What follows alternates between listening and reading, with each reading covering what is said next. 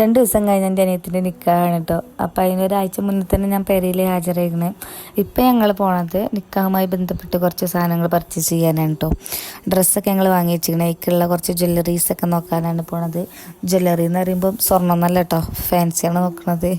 പിന്നെ കുട്ടികളെ കുറച്ചാളെ ഡോക്ടറെ കാട്ടാനും ഉണ്ടായിരുന്നു.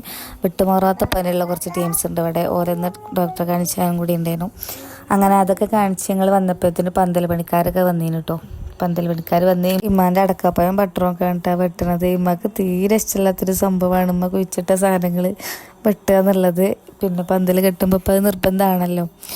എൻ്റെ ഒരു അഭിപ്രായത്തിൽ നമ്മൾ ഇങ്ങനത്തെ പരിപാടികളൊക്കെ ഒരുവിധം നമ്മൾ ഓഡിറ്റോറിയത്തിൽ ആക്കണം നല്ലത്. കാരണം എന്താ വെച്ചാൽ നമുക്ക് ഇനി ഇപ്പോൾ ഇവിടെ വൃത്തിയാക്കാണ്ട് ഇനി അടുക്കള ഭാഗം അതിലാറെ ആകെ വാരി വലിച്ചിട്ട് കിടക്കുക, പിന്നെ അകം വൃത്തിയാക്കാണ്ട്. അപ്പം നമ്മൾ ഇതിൻ്റെ മുന്നിൽ നമ്മളാകെ പട്ടിപ്പണി എടുക്കണത്.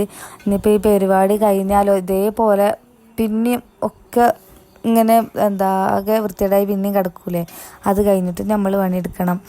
അപ്പോൾ ഇത് ഓഡിറ്റോറിയത്തിലൊക്കെ ആക്കി നമ്മളെ പേരെ വൃത്തിയേടാവില്ല, എവിടെയും വൃത്തിയേടാകാതെ പരിപാടി കഴിഞ്ഞിട്ട്. അപ്പോൾ പന്തലൊക്കെ ഇങ്ങനെ ഏകദേശം ഒരു കെട്ടിപ്പോയി കിട്ടും. സ്റ്റേജിന് ഇവിടെ കെട്ടാണ്ട് നാളെ വരാമെന്ന് പറഞ്ഞ് പോയിന്ന്.